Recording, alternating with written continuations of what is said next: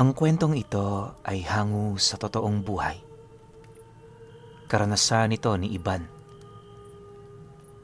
Taong 1973, San Fernando, Pampanga.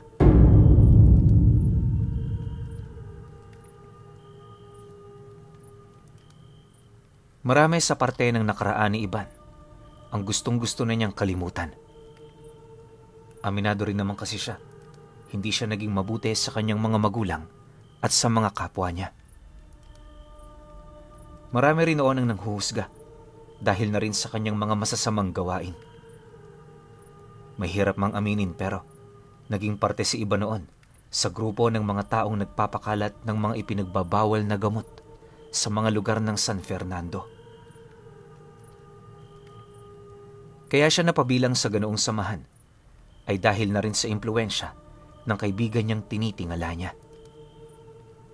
Mula kasi pagkabata ni Iban, gustong-gusto na talaga niyang yumaman. Nung magkaisip siya at makita niya ang realidad, napagtanto niyang hindi yun basta-bastang maaabot, kaya habang hindi pa siya noon natatali sa responsibilidad at trabaho, naghanap talaga siya ng mga pamamaraan upang madaling kumita ng pera.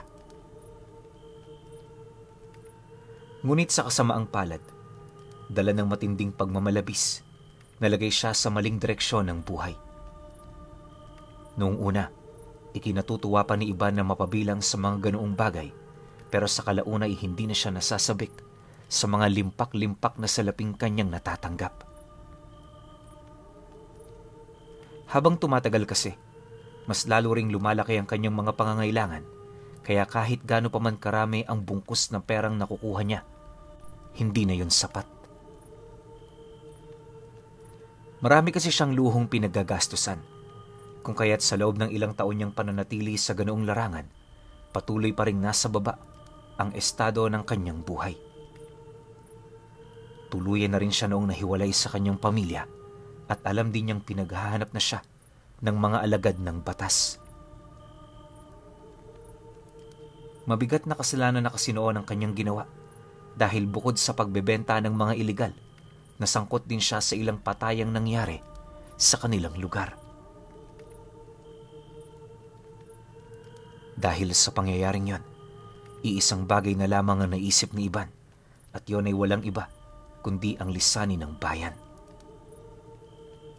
Bitbit ang kakarampot na perang natanggap niya.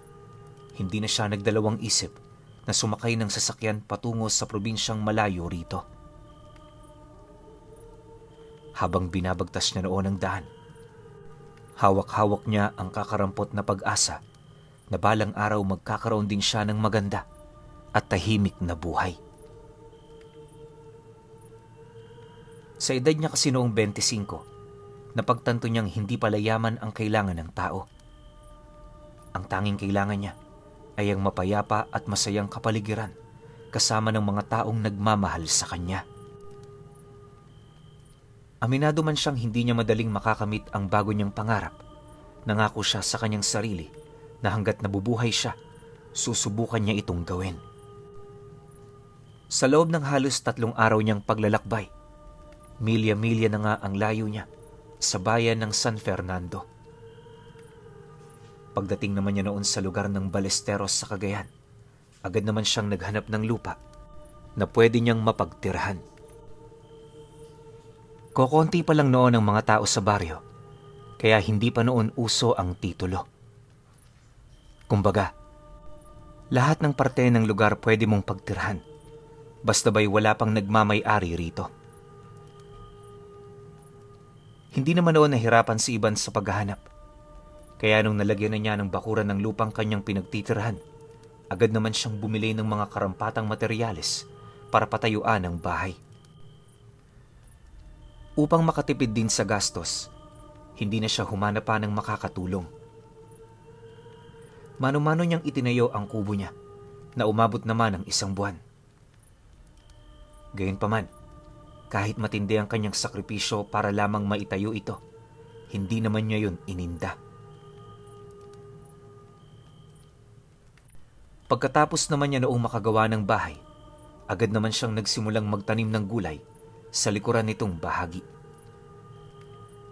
Nakipaglapit din siya noon ng loob sa mga magsasaka at mga mangingisda upang meron siyang malalapitan sa oras na walang-wala siya. Dahil sa pagbabagong buhay noon ni Iban, inakala niyang doon na magsisimula ang buhay na kanyang inaasam, pero nagkamali siya. Dahil sa pagsapit ng taong ito, doon niya nakilala ang isang matandang lalaki na magbabalik ng lahat ng karma laban sa mga bagay na ginawa niya noong kabataan niya. Sa unang tagpo nila ng matandang yon, agad naman niyang natipuhan ang pag-uugali nito. Nalaman rin niyang may kaya yun sa buhay, kaya hindi siya nagdalawang isip na pakisamahan ang matandang yon. Sa husay makisama ni Iban, madali niyang nakuha ang loob nito, kaya na may nangako yun sa kanya na sa oras na bumalik yun sa baryo nila, bibigyan siya nito ng trabaho.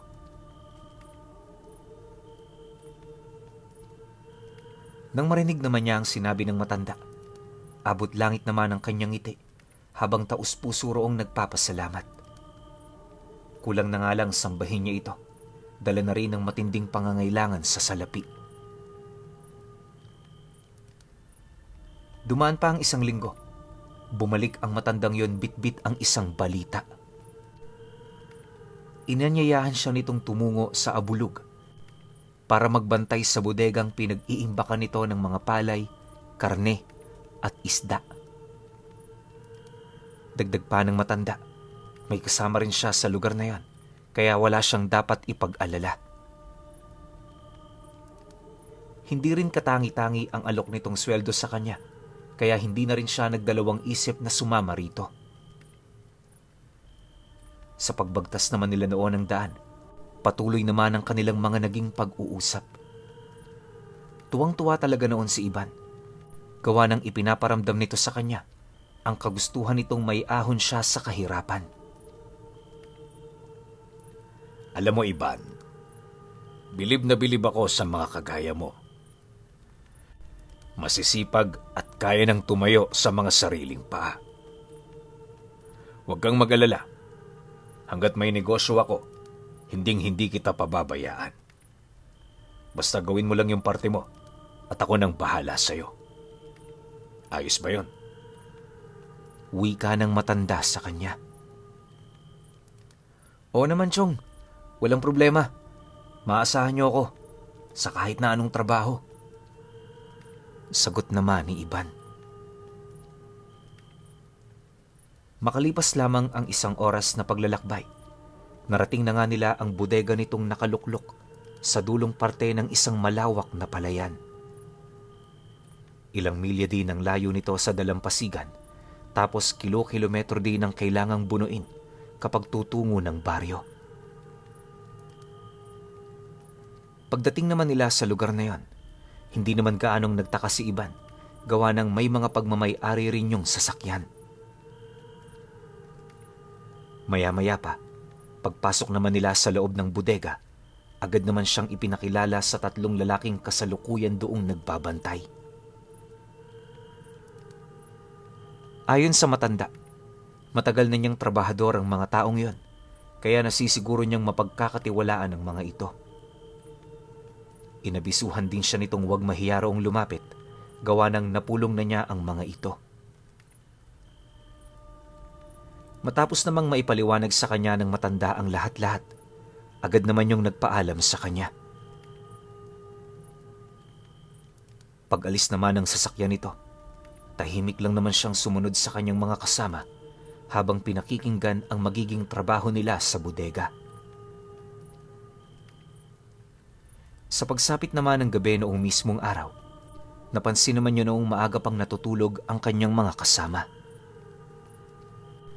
Sa iisang kubo lang kasi sila noon nakatira, na nasa harapan lang din ng pintuan ng bodega.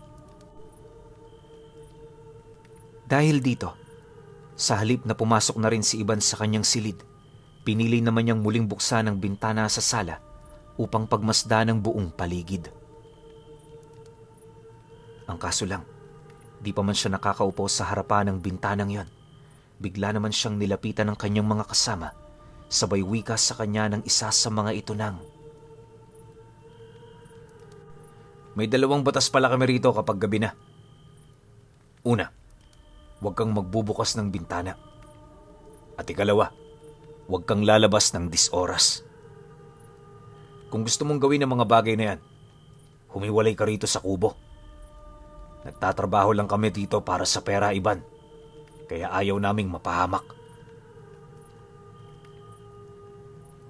Nang marinig naman niya ang sinabi nito, agad naman siyang nakaramdam ng takot at pagtataka. Gawa ng bakas sa mukha ng mga taong yon ang matinding kaba at takot. Sa puntong yon, halos hindi na niya mawari kung ano ang nangyayari sa buong paligid. Upang maging malinaw naman sa kanya ang lahat, sinubukan naman niyang magtanong ukol dito. Subalit, pagkarinig naman ng dalawa sa kanyang sinabi, sa halip na sumagot yon sa kanya, dahan-dahan naman itong inilapit sa siwang ng bintana ang kanyang ulo, dahilan para masilaya niya ang harapan ng bodega. Noong una, wala naman siya roong nakikitang kakaiba. Pero pagkaraan pa ng ilang minuto, tumambad sa kanya ang iilang mga tao na umaaligid dito. Sa kanyang pagmamasid, wala naman siya noong napapansing kakaiba sa mga taong yon.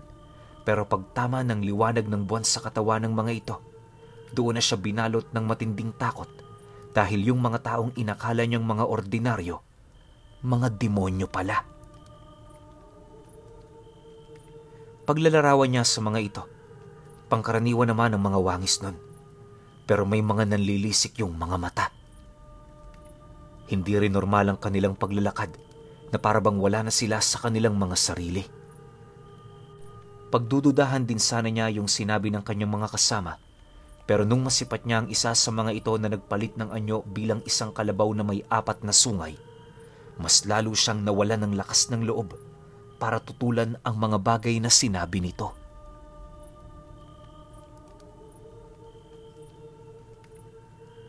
Sa pagpapatuloy naman ng kanilang pagmamasid, minabuti naman niyang sundin ang nais ng mga itong ipagawa sa kanya. Habang nagtatanong rin sila sa kubo, pabulong naman ang kanilang mga usapan ukol sa mga nilalang. Ayon sa dalawa niyang kasama, yon ang mga bantay ng amo nila kapag gabi. Inutusan niyo ng matandang patayin ng kahit na sino na makikita nitong nasa labas ng 10 oras. Pagtatapat pa ng mga ito na hindi ordinaryong tao ang amo nilang yun.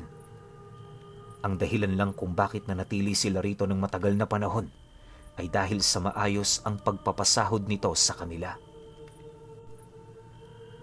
Dagdag pa ng isa sa mga kasama niya, may kasunduan din silang walang mangyayari sa kanilang masama basta ba'y susundin lang nila ang lahat ng mga batas nito. Pagkalahad naman ito ng mga katagang yon, bahagya naman siya nitong tinapik sa kanyang balikat, sabay wika sa kanya ng, "Huwag kang mag-alala, Ivan. Sa simula lang yan. Balang araw, masasanay ka rin. Sa ngayon, normal lang na pag-isipan mo ang amo natin ng kung ano. Pero huwag mo sanang alisin sa kaisipan mo. Siya ang bumubuhay sa'yo. Kung susunod ka, kami na mismo ang nakakasiguro na walang mangyayari sa'yong masama." Nang marinig naman niya ang sinabi nito, tumangulang naman siya, hudyat ng kanyang pagsang-ayon. Subalit, sa likod naman ng mga mata niyang yon ay ang matinding pagdududa ukol sa matanda. Base kasi sa karanasan niya noon sa bayan, ang mga ganoong amo ay hindi mapagkakatiwalaan. Malakas din ang kanyang kutob, may binabalak yung masama sa kanila. Hindi rin siya naniniwalang may mabuting demonyo, lalo pat ang mga sungay ng mga ito, ang patunay ng kanilang purong kasamaan.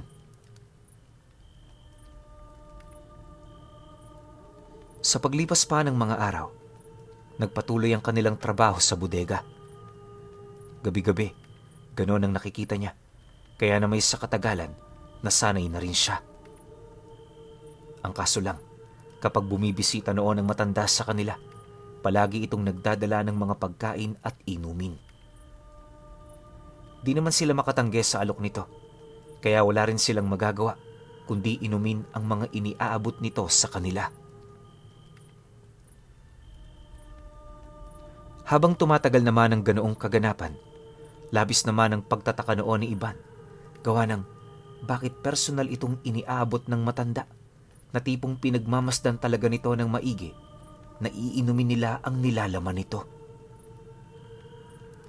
Siyempre bilang trabahador, wala naman silang magawa kundi ang sumunod dahil natatakot din sila na baka sila'y pag-initan. Sa ilang ulit na pag-inom ni Iban sa daladala nitong pasalubong, nakakaramdam na siya ng kakaiba sa kanyang katawan.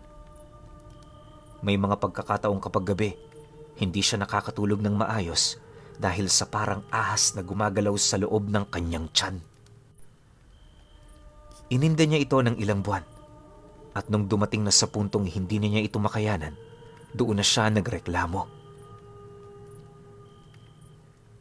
Nang marinig naman ng matanda ang kanyang hinaing, agad naman yung umalma sa kanyang bintang, gawa ng ayon dito, malinis ang mga pagkaing dinadala nito para sa kanila. Kasabay din ng pagtaas ng boses ng matanda ay ang pagbigay nito sa kanya ng babala na ayaw niya sa mga ganoong uri ng ugali. Kinasusuklaman niya yon, kaya hindi malabong may mangyaring masama sa kanya kung sakali mang mangangahas pa siyang muli itong iparanas sa matanda.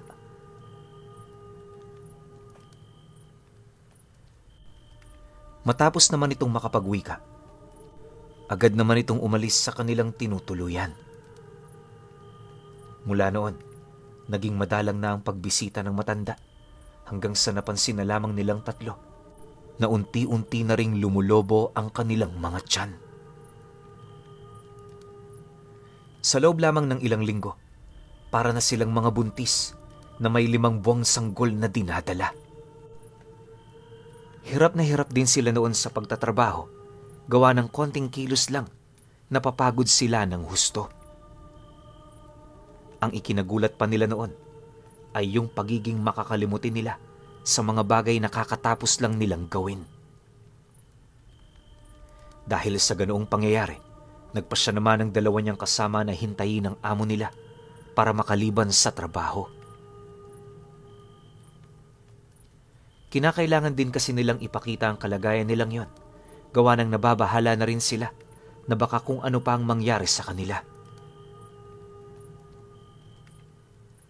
Sa pagsapit naman ng araw ng kanilang pinakahinihintay, hindi pa man nakakababa ng sasakyan ng matanda, agad naman nila itong sinalubong para ipagbigay alam ang nais nilang mangyari. Hindi naman ito tumutol sa kanilang kagustuhan. Ngunit ayon dito, mas mainam na sa susunod na araw na sila umalis dahil malayo-layo ang lugar na pinagmulan ng kanilang kasalitan. Pagkalahad naman ng matanda sa mga bagay na yon, agad naman itong nag-abot ng pagkain sabay alis. Ni hindi na nga ito nagkaroon ng interes sa mga karne at isdang kasalukuyan na ibinabagsak sa kanilang bodega.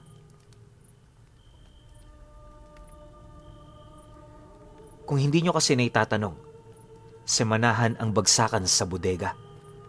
Pinagsasabay-sabay nila sa sasakyan ng mga karne at isda na siya namang dinadala nila sa mga karatig bayan. Doble kasi ang bentahan doon, lalo na sa mga baryong malalayo sa dagat. Hindi naman madaling masira ang karne at isda, kaya may mga pagkakataong nagtatagal yun doon ng 1 hanggang 2 araw bago ibiyahe. Wala namang pakialam sila Iban sa ganoong trabaho, kaya hindi na rin nila pinapansin pa ang kalakaran ng mga ito. Makalipas pa ang ilang oras, kasalukuyan na silang naghahanda ng kanilang mga gamit. Siya noon, pinili na ring sumabay sa kanyang mga kasama para mapatingnan na rin ang sarili niya. Pagpatak naman ng gabi noong mismong araw, halos parang aligaga na talaga siya. Naanimoy hindi na niya noon naiintindihan ang kanyang sarili. Tipong ang pakiramdam niya gustong-gusto na niyang umalis sa lugar na yon kahit gabi pa. Kahit kasi hindi siya sigurado parang may tinig sa loob niya ang nagsasabing umalis na siya roon sa lalong madaling panahon. Ngunit dala ng pagkahiya sa kanyang mga kasama, mas pinili niyang manatili hanggang sa tuluyan na ngang lumalim ang gabi. Paglitaw naman ng mga nilalang na nagbabantay sa bodega, tahimik naman niya itong sinilip kung saan ang makatatlong ikot na yon sa bodega na sipat naman niyang lumalapit na ito sa kubo na kinaroroonan nila. Dahil dito, agad naman niyang ginising ang kanyang mga kasama upang ipagbigay alam ang tungkol sa mga nangyayari. Nang marinig naman ng mga ito ang kanyang abiso, sabay-sabay namang silang sumilip sa siwang kung saan pagsilay nila sa labas, tumambad sa kanila ang mga nilalang na dahan-dahang lumalapit sa dingding ng kubo. Puwersahan na nitong tinitibag ang pundasyon ng kubo hanggang sa naramdaman na nila ang dahan-dahang pagtabingi nito. Nang mapagtanto naman ng kanyang mga kasama ang panganib na dulot ng mga nilalang na yon, agad naman itong nagpasyang lumabas sa likurang bahagi ng kubo. Sapilitan nila noong sinira ang dingding na gawa sa kawayan at nung magkaroon na ng sapat na daan, mabilis naman sila roong tumakas. Nang matunugan naman yon ng mga nilalang, bigla naman yung umatungal ng napakalakas, sabay karipas ng takbo, patungo sa lugar na kasalukuyan naman nilang tinatahak. Sa sobrang bilis ng mga ito, hindi pa man sila nakakalayo, nagawa na sila nitong masukol. Sa isang iglap, nang mapansin nilang wala na silang malulusutan, naglakas loob naman silang makipaglaban. Ngunit sa kasamaang palad, dahil na rin sa lakas ng mga ito, wala na rin silang nagawa kundi ang matalo. Sa pagkawala naman ng ulirat ni Iban, nadatna na lamang niya ang kanyang sarili na pinapasa ng mga ito. Yung dalawa niyang kasama, literal na naghihingalo na. Dilat na rin ang kanilang mga mata, tapos yung hininga nila, halos ilang segundo, bago nila maisunod sa hangin na nailabas na nila. Hindi naglaon. Pagdating naman nila sa isang mansyon sa kagubatan, bumungad sa kanila ang matandang lalaki na nakangisi. May hawak-hawak itong tungkod sa kaliwang kamay at sa kanan naman meron itong dalang itak. Paglapit naman ito sa kanyang kasama, agad naman itong initak ang ulo ng mga ito dahilan ng mabilis nitong pagpanaw. Matapos naman yung gawin ng matanda, agad naman yung lumapit sa kanya sabay pabulong na nagwika ng, "Ikaw ang pinakamasama sa kanila, kaya ikaw ang bubuhayin ko." Huwag kang magpasalamat, Iban, sapagkat sa katagalan, mas iisipin mong mapalad ang mga nauna sa'yo. Pagkalahad naman ng matanda sa mga katagang yon, agad naman itong inutusan ng mga nagdadala sa kanya na talian ang kanyang ulo at kamay ng kadena. Matapos nun, kinaladkad siya nito papaloob ng mansyon at pagdating nila sa silid na nasa ilalim na ng lupa, doon niya nakita ang iilang mga taong nakaupo sa gilid ng mga bato kung saan nakatarak ang mga kadenang gumagapos sa kanila. Nang mailapit na rin siya ng matanda sa gilid ng dingding, agad naman itong ibinao ng kanyang kadena sa bato, sabay itak sa kanyang kaliwang binti. Mabilis na bumao ng itak na yon sa kanyang buto, na siyang naging sanhi, upang mapasigaw naman siya ng malakas. Habang pilit naman niya noong hinahawakan ng kanyang sugat, napansin naman niyang umalis na ang matanda. Pagsarado nito ng pinto, bumalik ang katahimikan at kadiliman sa buong paligid na halos kahit kamay mo, wala kang kakayahang masilayan ito. Akala niya, pangmadali ang dilim lang ang mararanasan niya pero tumagal yon ng 2 araw. Sa loob ng 2 araw na yon, hindi nagkaroon ng magandang tulog si Iban. Tuwing nagpapahinga kasi siya, yung sugat sa kanyang paa, pinagpipistahan ng mga daga. Tuwing 3 araw din, bumubukas ang pintuan ng silid kung saan yun naman ang nagiging hudyat para dalhan sila ng pagkain, gayon din para parusahan ng matanda. Lumipas ang 1 buwan, halos matindi na ang karamdaman na bumabalot sa kanyang katawan.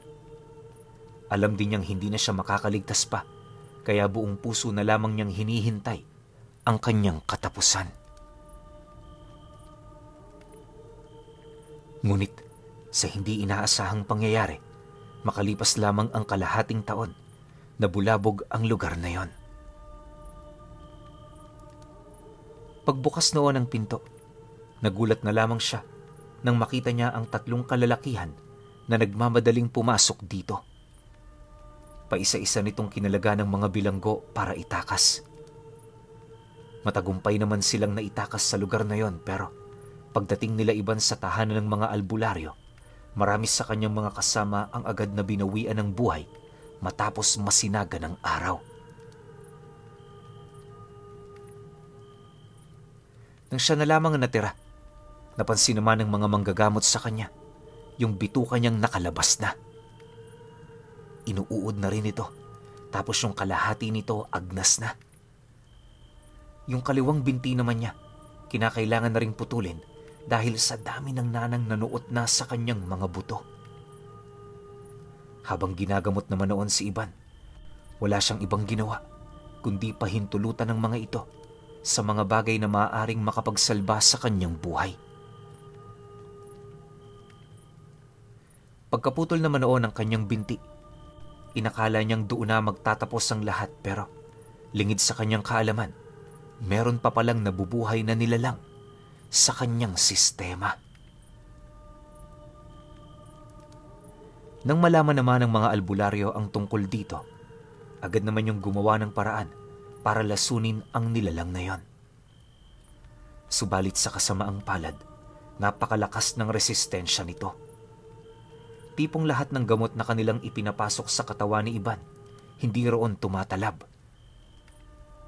Habang lumilipas din ang araw, mas lalong lumalala ang kanyang nararamdaman, kaya nung hindi na niya ito makayanan, doon na siya nagsimulang ilahad sa mga taong kasama niya sa bahay na yon ang kasaysayan ng kanyang buhay. Bagaman wala siyang ideya kung bakit niya ito ginawa, nasisiguro niyang yun lamang ang nag-iisang paraan para mapatawad siya ng nasa itaas. Napakinggan naman ng albularyong tumulong sa kanya ang kanyang talambuhay, kaya habang ginagamot siya nito, aminado yung kilala na niya ang totoong pagkatao ni Iban. Bagaman may masama itong buhay na tinahak, hindi yun dahilan para yon ay kanyang pabayaan. Sa halip, ginawa ng albularyong yon ang lahat ng kanyang makakaya hanggang sa ang katawan na mismo ni Iban ang sumuko na. Sa kanya namang pagkamatay, mas lalong lumobo ang kanyang tiyan. Saksi rito ang albularyo at ang kanyang disipulo, kung saan bago pa man nila ito mailagay sa kabaong, pumutok ang kanyang tiyan. Lahat ng napakabahong likidong umapaw rito, kasabay ng isang maliit na sigbin na hindi pa gaanong buo ang katawan. Huli na napag-alaman ng mga albularyong yon na ang matanda palang hindi nila napatay noong itinakas nila si Iban ay gumagawa ng eksperimento ukol sa iba't ibang lahi ng mga aswang at nilalang.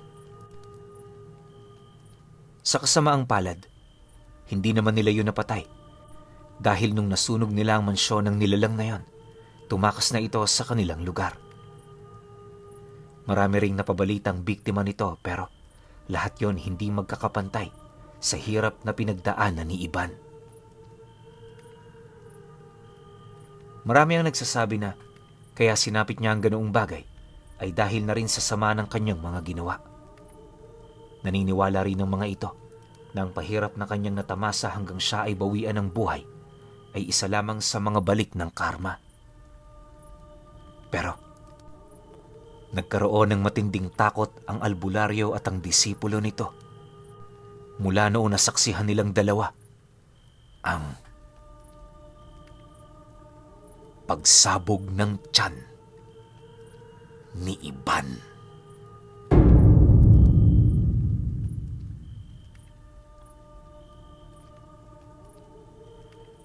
Okay. Opinyon ko sa kwento. Grabe kawawa si Iban, no? Sobrang sakit nung dinanas niya. Pati ng mga kasamahan niya. Na ang sabi naman ng matanda na pinagsama-sama sila ron sa bahay na yon. Kasi nga, parang pare-pareho silang may ginawang sobrang kasalanan.